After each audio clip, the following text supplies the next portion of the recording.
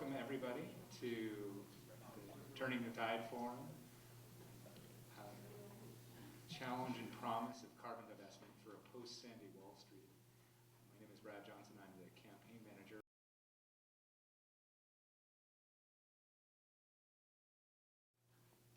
Mobilizes people, particularly online, for climate action and accountability. And I'm really excited about the panel that we have today, and I really want to make sure that everyone in the audience knows that this isn't meant, even though we're all lined up here on a table, this is meant to be a conversation. So we're going to have some talk up here, and then we're going to go to have and really make sure that we engage with the audience. And similarly, glad that people are hopefully watching online and should tweet questions using the hashtag #TurnTheTide, and we'll try to get to those as well. Politics, and especially of finance, of the global economy, the wealthiest man in New York City, the most successful capitalist, is David H. Koch, who is one of the richest men in the world and has built his empire on carbon finance. And New York City has had a long history of Wall Street is deeply tied with the fossil fuel industry that has powered global civilization. So there's both great challenges and opportunities that we face, and I'd like to just point out that one of the reasons that we put this forum together is to hopefully pay some due respect to the reality of global warming, especially in New York City. There are still thousands or even millions of people who are suffering from and trying to rebuild from the ravages of Superstorm Sandy, all from New Jersey, New York, Connecticut, and beyond. And we have every day, every month, there's another catastrophic climate disaster that is affecting more people. So it's really important for us to keep why we're doing this in mind. And with that, I want to introduce our panel, who I'm really excited about. Some of these are old friends and some of them are new. Sophie is Bracken Hendricks, who is a senior fellow at the Center for American Progress in DC, and like pretty much everyone here, works at the interface of global warming solutions and economic development. He was one of the architects of the clean energy portions of the American Recovery and Reinvestment Act. He was the founding executive director of the Apollo Alliance and has served as an energy and economic advisor to the AFL-CIO, to Pennsylvania Governor Ed Rendell's Energy Advisory Task Force, and numerous other federal, state, and local policymakers and elected officials. So those are the bios out of the way, and I just wanted to give everyone here a chance to introduce themselves and to tell their New York story. And we'll start with Kate. We'll start with a non-New Yorker. That's a good way to do a New York story. Hi, everybody. It's so nice that you're here on a night event on a Sunday. I'm very impressed. You're in New York when people come to an event at 8 o'clock on a Sunday night in San Francisco. That would be like, you just would not have anybody. It would be like all the restaurants would be closing and people would be going home. Yeah, I'm going out after this. Oh, exactly. It's really impressive. I will talk a little bit about Sandy, but a little bit for a minute about my own kind of how I've come to this issue. So it's funny, we're kind of a small group here. I used to work for Bracken, and Bracken and I worked together at CAP with Brad, so we all know each other really well. And I really started this whole journey as an economic development person. I have a joint degree in law and city planning, and really came to clean energy as an idea of how to transform the economy and bring in some of the principles of workforce development and equity that everybody was looking at in the economy as a whole.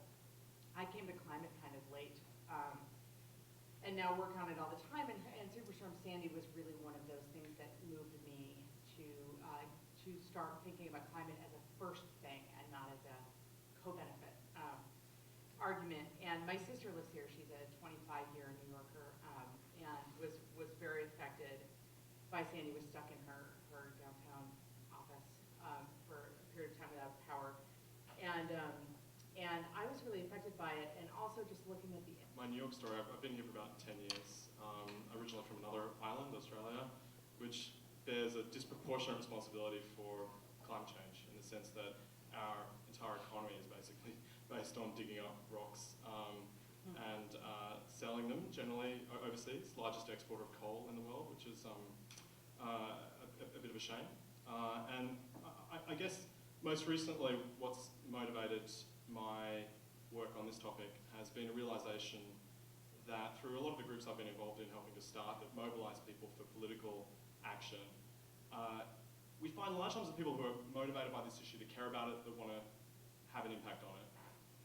And they're increasingly realizing that there's something else going on, which is that while we work on this issue, billions of dollars are getting deployed around the world to keep looking for more and more oil, to keep digging more and more coal mines up, to build more trains through the east of Australia and here in the United States to transport the coal.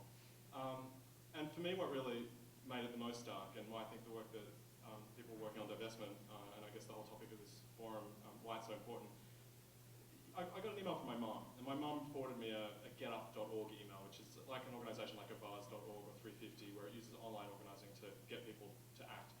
And she was really upset about something the coal mining industry was doing in Australia, the latest outrage. If anyone that's interested, they're about to buy a newspaper because they don't want the newspaper to keep covering climate change issues. And newspapers are pretty cheap these days because they're not such great business. They're important for the world, but that doesn't translate necessarily into enterprise. Alongside over 350 other school campaigns that launched last fall of 2012.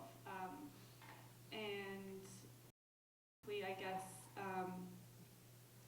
our story, our New York story, and how our work is really central to the Sandy conversation.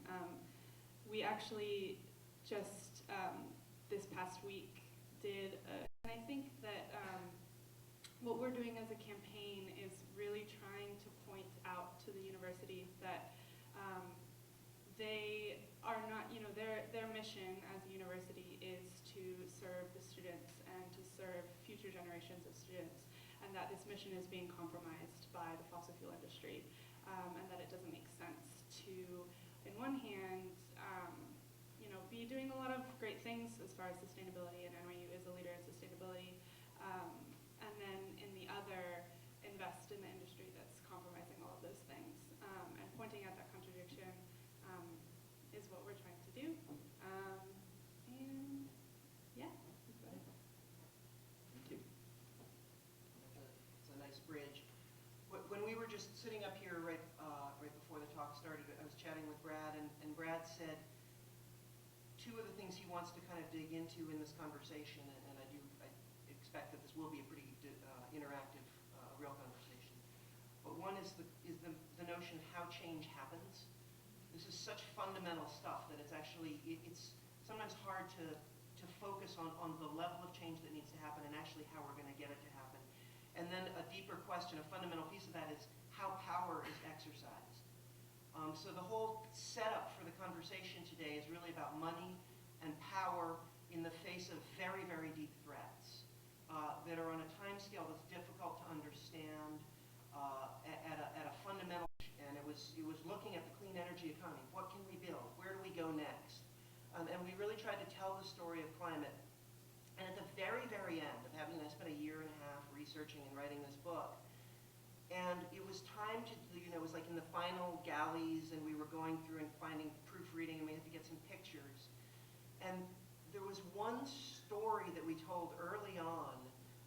There was a woman who's a tribal leader in a community in Alaska named Lucy Ningawak, who was having to move at the cost of several millions of hundreds of millions of dollars, move their community inland because the ice flows were starting to melt, the storms were coming in, and the erosion was actually eating away at the foundations of buildings, and they were tumbling into the ocean.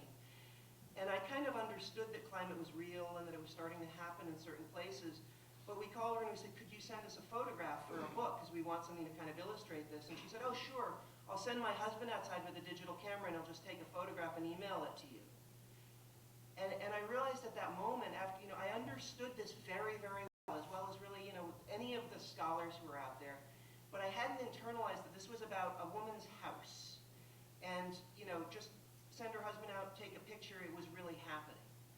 So that moment, I really learned that climate change is personal. And it's really about losing the things you love. And it's about a very fundamental personal threat as well as a very global and macro threat. So fast forward, a laughable thing, but it was in a particular moment as I was lugging armloads of just like dirty paper and debris out to the curb, I suddenly had a second realization that this is actually what climate change looks like. That it's dramatic, but it's episodic. So it's these sudden, sort of cataclysmic, life-changing things that happen, they hit you, but they're very difficult to prove. But they're a direct result of the climate changing. It's not, our experience, fortunately, was relatively small. If you actually look at what's happening in sub-Saharan Africa with, you have these ethnic and religious conflicts, and if you trace them back, they're really fundamentally about people can't grow as much food, so they're having to migrate, and it's creating this level of friction that's sort of bringing out the worst cultural trends instead of best, because people are so stressed around fundamental life support. So it's these acute, episodic events creating life-changing and terrifying outcomes. That's what climate change is. So as we pivot here and we start talking about money and power, and how do we mobilize resources to make something different happen, I want to say that the thing that really motivated me, I actually came to climate change because I saw it as an organizing principle that really brings people together across division, and I saw it as a kind of a direct outcome of basis into rebuilding all of our infrastructure, rebuilding our homes, our offices, our transportation systems, and rethinking how we produce and consume wealth.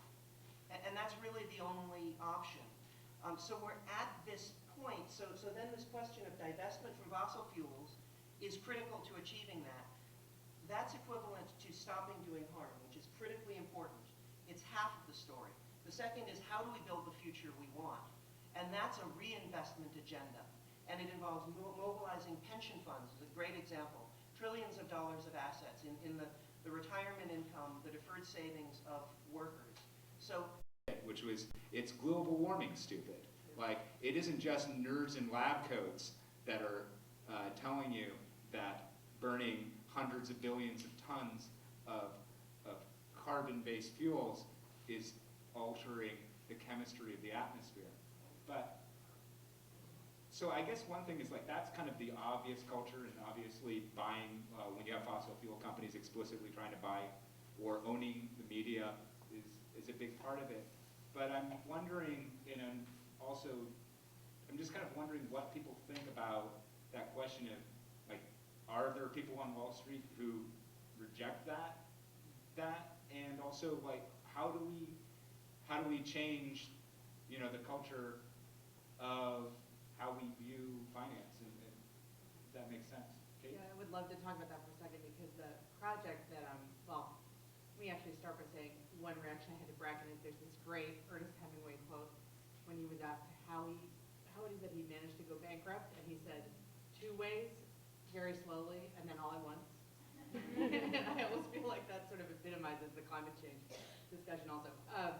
But I want to talk for a second, because it's directly responsive to Brad, about this project that we're doing at Next Generation, but we're really staffing it. It's the project of the co-chairs of the project, and Mayor Bloomberg is one of them. The reason he's involved in this is Superstorm Sandy. So it's a very New York story in a way, and it's also a project that's directly trying to get to the question that Brad just asked. So we have put together, or we're staffing a project, I'm directing a project, what we do as investors and leaders of the economy and people who give advice to world governments. We need to understand this risk, and how you react to it is your decision. So you may have a different risk appetite if you're in a boardroom, if you're in a city, if you're at a public utility commission, if you're in different parts of the United States. Your risk appetite and your response may be different, but you have to know what the risk is. So that project is 100% designed to get at this question that Brad just asked, and I have to say we've been, we designed it to involve nobody from any environmental organization, which is controversial, but I think was helpful in putting it together, and also not to go to solutions. And just an interesting thing about the project is that in terms of the Republicans that I've talked to who have become involved, all all of them have said to me, I've been looking for a way to get involved in this issue, and it's the science conversation and the solutions conversations are so partisan and divisive that I haven't been able to figure out a way to engage, and this is a way to engage. So I think can't there's something imagine in how that became a partisan and divisive there's, conversation. I mean, it's, and so what these guys are saying is, and Hank Paulson was really strong on this when we started the program, he said, I don't want to do this if we're going to debate the science. Because if I was back at Goldman and 97% of scientists said something was real, we would have a risk committee look at it. So we're starting from that assumption, and it's just been very interesting to recast this in completely different terms and have that conversation, and we're hoping it has an impact, but it's been really exciting. Sophie, has the NYU Divest, or I don't know if you know any other stories, but when you're talking with, or have you gotten to interact with the management of, I mean, because it seems like this is really, like in a basic sense, the student divestment ask really does seem kind of not, it doesn't seem like rocket science, like, you know, and if there's anybody who's supposed to be in the business of looking out 20, 30 years, 50, 100 years in the, into the future, universities would seem to be that. Universities, they all employ, this is where the world's climate scientists, work. Some of the top scientists in the climate scientists in the world work, work at NYU.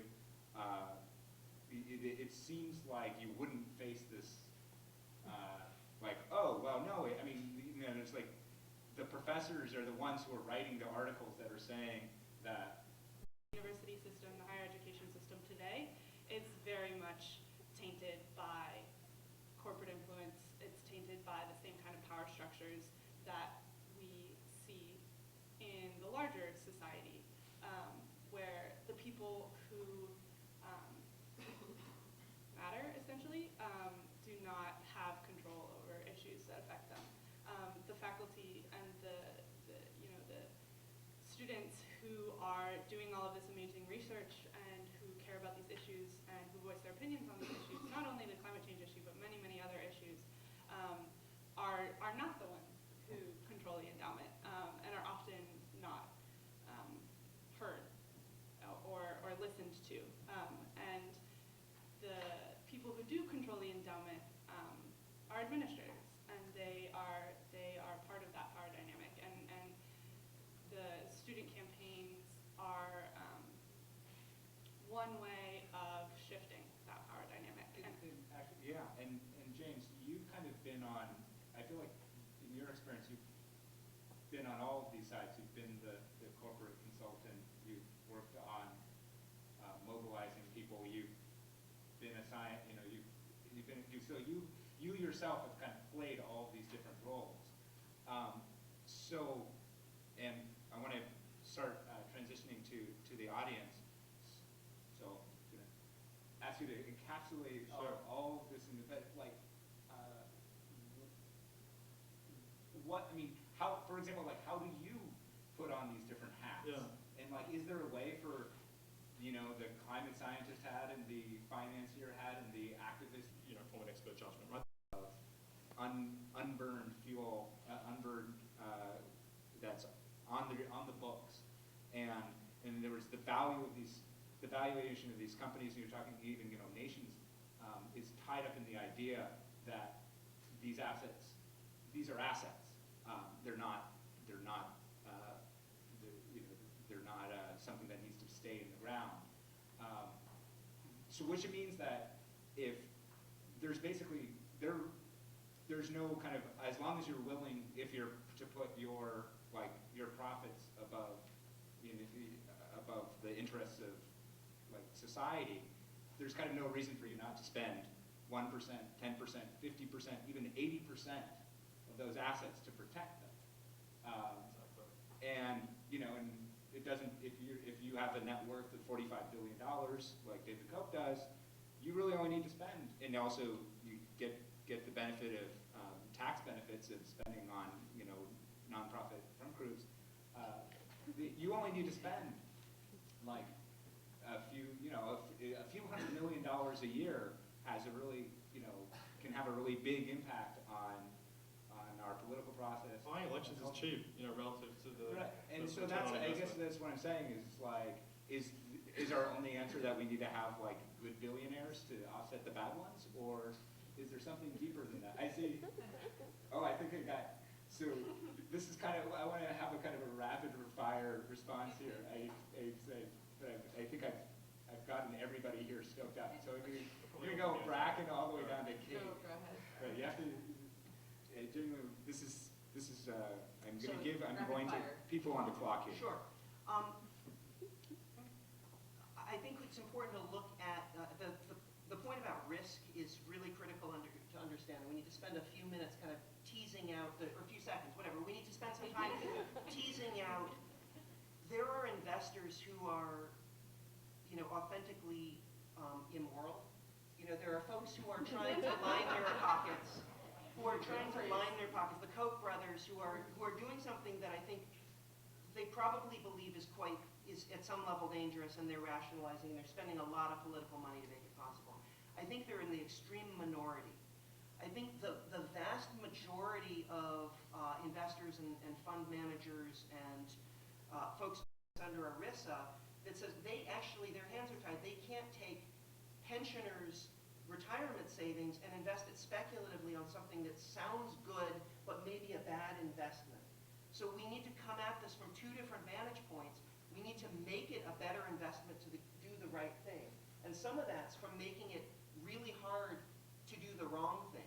And recognize that actually investing in fossil fuels represents serious pools of stranded assets, and it's a very bad investment. But the amoral folks are not recognizing that they're potentially risking all of these investments that they're putting out there right now. And so those campaigns are really important, but there's a separate piece to make the new investments possible. Yeah, so that's all stuff that's really out of my league. I don't know. I mean, I can't speak to all of the sort of financial side and the money manager side of things, because that's not. I think that when we're reinvesting, it's not about opening the divestment demand, and therefore the reinvestment demand is a way of addressing, stopping and then rolling into something new, but it's opening. I mean, basically the whole oil industry, literally 90+% of the oil industry, his personal wealth was over 1% of the entire United States GDP. It's pretty cool. When he died, the estate tax was high enough that he basically paid for 2 years of the U.S. involvement in World War II. Amazing, right? And the irony is, that money's now all in a foundation doing some good stuff for the world. It's going to help. It's money that we can tap into. Rockefeller Foundation and others that can help support work on this. So I guess I just wanted to say, two quick things. One is foundations that are invested in fossil fuels. Yeah, well, that's a good point. Yeah, we should trying to divest. The foundations are. push them harder to get out. And really, they should be the low-hanging fruit to win on this. But I was going to say one last thing about the investments, which is just to kind of twist. I like twisting the knife in the fossil fuel industry. I feel like one dangerous myth is that the BPs, the Exxons, the coal interests of the world, they're kind of just energy companies, and we just need to let them see why really the future of energy is in renewables, and they should be the renewable energy companies of the future. Now, don't get me wrong, renewables is the future, and it needs to be quickly what replaces these companies. But I don't think those companies are going to be the renewable energy companies of the future. And I think that BP, when you look at what these companies actually do, sort of from the, this is me with the business hat on, and you sort of say, okay, I'm going to place a bet on the future. Who's going to win the race? Take solar, for example. It's like a high-tech semiconductor industry. It's not what dudes with hard hats on, in the middle of the North Sea are good at. And it's not where you would expect money to go. So we have to be a little bit harder on them. And in a sense, politics. So I think it's important to remember who they're managing money for. And I was actually just really reminded of this the other day. I was reading a great article, which I recommend. I don't remember where it was. I think it was in E&E or Forbes, about the carbon bubble. This whole idea that pension funds are now trying to start to convince oil and gas and coal companies that their assets do need to be changed because they are hitting a carbon-constrained world, and they need plans for what that's going to mean for their long-term assets. And one of the companies that's leading in that has the great name of the Scottish Widows Association, which I think is so evocative. I mean, if the Scottish widows are out there, asking for pension fund reform, we should all be out there asking for pension fund reform. So I think that's that's a really important move in my my mind because it's kind of controversial, or it goes against what James said. They're trying to get these companies to look at reality and look at the risks and think about their long-term plans, because these are the companies with whom they're currently invested. And they're invested for and paying out checks to people who are alive right now who need those checks today. So it's a very short-term response, but it's actually a very important response. So that's the one point. The second point on similar is, I mean, I keep asking the same question you were asking, is the right thing just to liquidate these assets? I mean, regardless of whether that's possible. And I am not as convinced, frankly. I mean, yes, on the electricity side, we're getting extremely diversified, solar and wind, we're plugging things into the wall, and different power sources are coming into that. Transportation is not a diversified sector. It's 97% still powered by petroleum. The single largest investors in alternative fuels, not just ethanol, but cellulosic, some of the electric car companies, some of the new sort of enzyme companies and sustainable biomass, the single largest investors in those are oil companies. So you are talking about potentially a transformation. I'm not saying that they have any economic incentive to do it at all right now, but I do think you've got to separate transportation from electricity in terms of sort of where we are and our ability to have a complete new set of companies come in and control the market.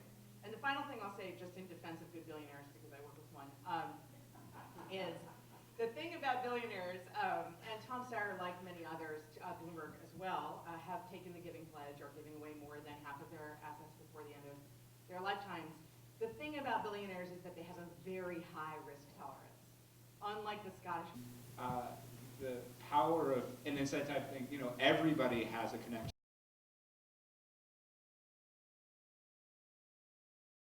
New York is a place of, it's a place of myth, and as much as it and, in buildings and people. Do we have a mic to go around for questions? I'm going to ask I think we do. If that is true, then there will be. What we're going to do is we're going to take one of the mics up on the table, and it'll magically become mobile. And so, if anybody has questions just raise your hand, and we will go to the gentleman in the back. Just say your name and question, please. And I'm going to. We have approximately half an hour here, and we want to have some time to wrap up. So I'm going to ask. I wanted to hear people's stories, but I will be a somewhat cruel moderator if it doesn't trend towards a question. Or a pithy comment that can be tweeted. My name is Christopher Pelham. I have two quick questions, if you allow me. No, sorry, I didn't mean to be mean, but that's what happens with the first person. Question one, what the lessons of the anti-apartheid divestment campaign, and it's modeled on the abolitionist movement here in the United States when we were faced with immoral economic systems. And for example, it's really inspiring to have Desmond Tutu, being one of the leading voices in support of the fossil-free divestment movement. And you're not going to reach the immoral people with that. You will empower the ethical people. And I think one of the things that you reach is that most of the kind of amoral, the people who kind of do their jobs without considering the morality, most of them are actually fundamentally moral people. And this is a way to reach them and let them understand that. And once you learn that, then you have the choice as a moral person. You actually have to make a moral choice. Backlash influencing investment from the largest single company in America in natural gas. So I think it's significant. These things actually, volatility is one of the biggest issues for fossil fuel companies. It is a big concern of theirs. Investing in a volatile sector is a problem for them. the more volatile, the bigger the problem. So I And think by volatile, what we mean is the public knowing that it's more, unethical. well, in this case, I actually meant volatile in that it blows up. Right. But, trains derail, it blows up, and things Right, get it on blows fire. up But it's tap water. also the public sector. The other point is that I wanted to make, though, is that, and I actually, frankly, have concerns about the analogy to South Africa, but I won't go into that. I just think it kind of goes back to our question about, are you trying to get the companies to change or go away? We weren't trying to get South Africa to go away. So I think it's an interesting question, but I will say that the divestment movement is one critical piece of this, but also there's things individuals can do. I mean, in my organization, we just asked our 401k manager to give us a sustainable fund option. They had never offered one before. I don't know how many of you have done that, but that's something you can do. I mean, these things, the more you do these things, the more that we move funds from current investments into renewable or efficient or low carbon options, the stronger those other companies become and the more it disrupts the market. So I think that there's absolutely something to And this is also something we have to demand from our political and our policymakers in politics, right? I mean, It's of this type of constraint that we've always turned to fundamental infrastructural assets, and it's created this huge engine of demand. And it's been true of every period of economic in the United States. The World War II and the New Deal were sort of two halves of one huge stimulative effort that created all this demand, and it built a manufacturing base that then private activity and private markets and private capital were able to sit on top of that foundation. But I think it's very, very clearly demonstrated that it was that public investment and that public demand driver that actually created the opportunity for that private capital to flow. But then you go prior to that, you see the way that the railroads were created and canals were built, and the expansion into the center of the continent and the movement west. If you really look at it, I think it's, if you aren't constrained by an ideological posture about debt and so forth, I mean, the fundamental data about the value, about where demand is and how you jumpstart is there. Let me just pivot from that point back to the previous question about let me pivot. I think this is a really important point because there are two very separate questions that we need to get at. One is, how do you make it so that people lose or expose the fact that you're going to lose money off of fossil fuels? And the second is, how do you make it profitable to make money off of doing the green stuff? There's a kind of an activist campaign of exposing the dirt. Have suffered more than 60% value destruction over the last 18 months, equating to about 600 billion euros of value destruction. And that's because specifically the German energy transition on October 3rd got 59% of their electricity from sun and wind. Did people know that? I want to pose that first question. And second question concerns the transportation, which now, as Ms. Gordon said, represents a nominal amount. But I would suggest 7 years ago, fossil and nuke provided nearly 100% of Europe's electricity. So in fact, over the last 7 years, there has been a transition in effect on the utility sector, which has caused $600 billion of losses. Yeah, I might just grab that one. I was actually just in Berlin meeting with the Renewable Energy Association over there. A couple of quick things. One is I think industries rise and fall very, very quickly. And utilities in particular, they're called utilities because they're highly regulated government instruments. They're instruments of society. We happen to privatize part of the capital expenditures in order to give them regulated returns. I feel like for an activist community or for a community that's focused on making social change, it's really important not to get overly influenced / scared by arguments made by the business community, especially the people invested in these companies, that enterprise value is affected in big ways. Absolutely true what's happened to utilities in Europe. It's also true that the media sector in the last 10 years lost about 50% of their value too. It's hard to get a job as a journalist as a result. The technology industry has risen 2 or 3 times in the last year, went down a little bit in the 90s. So I feel like that's sort of true, but not sufficient to critique, I think, the huge dislocating moves that Germany's making. And feel like I want to embolden people to tell business people, so what? You know, they're investors, they have portfolios. Act deregulated the telecom industry, and AT&T did not go out of business. AT&T started a mobile phone company. Yeah. So companies, utilities like PG&E, like Southern California Edison, are now starting to play with spin-off companies that are competing with Solar City. After they And they fought, should be. fought tooth and nail against. They should be. their That's, I mean, radiation. they need to be nimble and react to the market the way that we all need to be nimble and react to the market. So I do think that we should be calling on, I totally agree with you about what's happening in Europe, but we should be calling on our utilities to look at what's actually happening in the market and be more reactive and proactive about it. All right, I'm gonna, no, question? Somebody else, we have one more question here, and does anybody else raise their hand to get on staff? Actually, they might incur losses gradually unwinding those investments that they do have. So there's the technical issue in a subset of the amoral investor, the amoral investor or the ethical investor who would like to do those things. Clear the nature of why that's a financially risky investment is critically important. The other piece of it, though, is this is in really motivating most of my work now. There's a lot of stuff. The other side of housing is a great example of what can be done when the market isn't investing in stuff that it should be investing in. And if you look at affordable housing and community development, the Citibank and the big banks didn't want to invest in housing for poor people. So some very simple tax credits were created, low-income housing tax credits, so that nonprofit.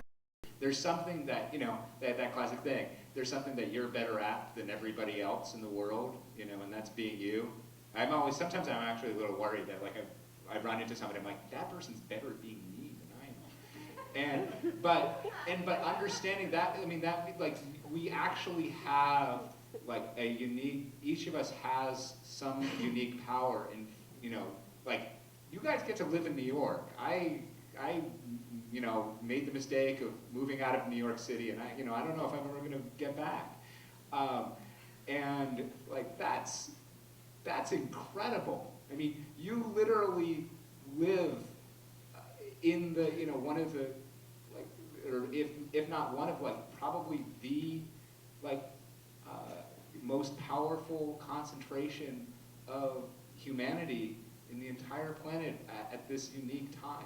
So I mean, it's just really amazing, and I'm grateful that you're coming here, and I hope that you're getting something out of it. So We have 3 questions left, so I think Yeah, in order let's so that way stack they're them, all yeah. heard, we're gonna have them all 3 go, and Yeah. then each panelist can respond and have a conversation so that everybody gets heard. yes. Hi, I'm Sarah. I know that this event is focused on New York, but I wanted to ask a question about the recourse that the poorest countries in the world, the developing world, might have for how they suffer from climate change. In other words, there are farmers who can't grow their food anymore, and they don't have subsidies from the U.S. government like our farmers do. And is there a model out there where the world's greatest emitters, China, Canada, the U.S., actually pay back or compensate the world's poorest, most vulnerable people who suffer from our emissions? We're going to stack the questions because we're near time. Yes, I'm AM from Occupy Network and Occupy Sandy. We'll go over the 3 things. Number 1, we deal with the issue with the fracking. Number 2, there's another environmental problem. And I asked the question if we have any involvement with the one that's, I heard something about it going online in November, and it's in Lower Manhattan somewhere, and I'm just like, are we actually working on that? And they're like, oh, we don't know. So I'm gonna check into that too, but I'm against fracking. I'm against even like wind turbines, which are, green energy. I saw something on windfall, and I don't think that's good for the city. So, but definitely gonna look into that. Thank you. Last chance, any last questions? Ground zero. The one thing I wanted to talk about was the transit system point that the Occupy Sandy member brought up. I do think, and I'm spending a lot of time in California thinking about transportation, because I think we in the green jobs, clean energy movement have spent a lot of time on the electricity side, and the transportation side is hard and entrenched and Country. You know, there's a piece of perspective here that is lost because right now it's so hard to get any traction politically on this issue, but it's actually a really important one, and that's that in 1997, you know, when Gore and Clinton joined the Kyoto, well, went to the Kyoto conference, Gore did, and in the end didn't ratify that treaty, there was a deal cut with the developing world, and the deal said basically, we're a bunch of rich countries that have gotten rich emitting a lot of carbon. 90% or something of the carbon that's there historically, even if right now we're emitting a comparable amount to China, was put up there by developing countries. And we said to them, okay guys, we started this problem, we're going to take the first steps to correcting it, and once we've done that, we're going to sit down and we're going to talk about your role in this. What's happened in the 10, 20 years since, you know, Rio and then the Kyoto process is we've done nothing. And as a rich first world set of economies, we've kind of driven this car, it's sort of like the fiscal cliff, right up to the edge, to the point where now these developing countries like, even like China, it may be approaching a middle income country, but there's a lot more people in China than the United States. So people there in China are emitting a fraction of the per capita emissions that we are. Yet China as a country now is taking steps that frankly do us, you know, put us to shame in terms of their investments in renewables and their commitment at the government level to starting to take actions. So we kind of need to take that framing into mind, because at some point we're going to have to make good for what we're doing right now, which is effectively forcing these developing countries to begin doing emissions reductions before we've really met the commitments that we made to them. And then beyond that, you've got these... Great to hear how, you know, I think that it has ripple effects in a lot of ways, and these specific effects that it has on, you know, money managers and on the financial side of things and on the economic side of things is an important piece, and a piece that we don't talk about very much on like an effects side. So it's really great to hear all those positive things coming out of our movement. And I think that is all that is what I'm going to close with. Well, the one thing I will ask you to do is how do you learn more about NYU Divest and about Sure. the student divestment movement? Yeah. So NYU Divest, we have a website, nyudivest.com, and nyudivest@gmail.com if you have any specific questions, want to get in touch. We are on Facebook. We are very much on Facebook and Twitter, at NYU Divest, Twitter handle, and facebook.com/NYUDivest. You can also come talk to me. GoFossilFree.org has a lot of information, resources, ways to get plugged in, I mean, basically all of you can be involved in the divestment movement in a very personal way, because all of you are connected somehow to either a university, a college, or a city, or a state. And all of these levels have divestment movements going on. So I would encourage you all to go on gofossilfree.org and plug in to whatever campaign you can, especially if you're an alumni, because the alumni piece is really important for putting pressure on administrations. First and longest is a reality that's fundamental to what we're looking at with climate change, whether it's famine or migration or community level impacts. And I don't care whether it's the developed countries or the less developed countries. That's a common theme that is a reality of this threat, and it's something we really need to look at. And I come back to the notion that we're either going to have that negative utopia or we're going to build something different. And so I'm a huge supporter of Sophie's work and 350.org, and I encourage you all to track down the NYU group and any other groups you can, because the fight against the bad stuff and pulling that money back has to happen. I want to really drive home, though, there's a second piece of this, which is we need to know what we want, because it's not enough to know what we don't want. And we need to get very busy building it, and we need to demand it. And this gets into the crippled transit system, right? If we build a transit system it's good for climate. It's the best thing we can do for climate. It's also the best thing we can do for about it. But they need a very particular financial product to put their money to work. So it has to have a certain kind of a credit enhancement. So it makes demands on policy to say, hey, wrap this with a credit enhancement so I can put this bundle together. And it's just careful knitting of building financial products so these guys who want to put their money to work can put their money to work. And again, it creates something to organize around. Because, with crowdsourcing pools of money now, small investors can enter into these markets and they can demand and they can put their money to work in solar. You can make your voice heard through corporate campaigns, as a shareholder, as a pension investor, as a worker in your workplace. All of these things are very, very powerful tools, but we need to be smart enough and insistent enough to demand a vision of a future that we want to live in. And it's not enough to oppose what we know is going to hurt us. So the whole purpose of this conversation today about elevating a sense of urgency, but also ambition, I think was critically important. And I'm really thankful to Forecast the Facts and to Brad for getting us together and saying, the anniversary of Sandy in Lower Manhattan is really a time to look at Wall Street and how we can come together as people and have our collective voice be strong enough to make a difference in the face of very large pools of capital that without us are going to make a grave mistake. So thank you.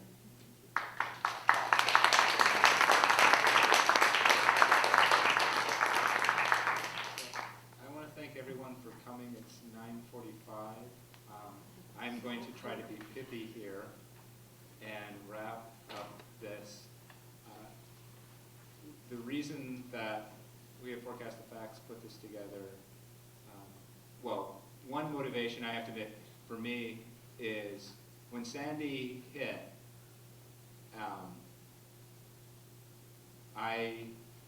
it was kind of the worst fears realized. It's fundamentally why I'm fighting against the pollution, the deliberate pollution of our climate.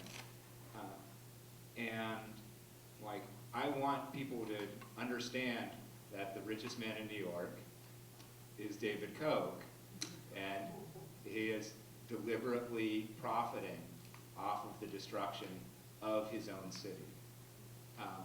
And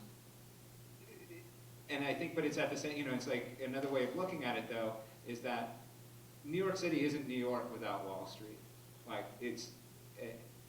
Wall Street is fundamental to the existence of this city. Civilization is, and it's what New York City is, and that's, I think, the pathway that we can achieve. So sorry for being a little rambly here, but I think it actually gets to this question of, what's our obligations to poor countries, to poor people. It's like, nobody on this planet is poor in the sense of their value or their existence or the life that they lead. But it really does matter who has the resources to survive, and really does matter who has the resources to have to build those dreams into reality.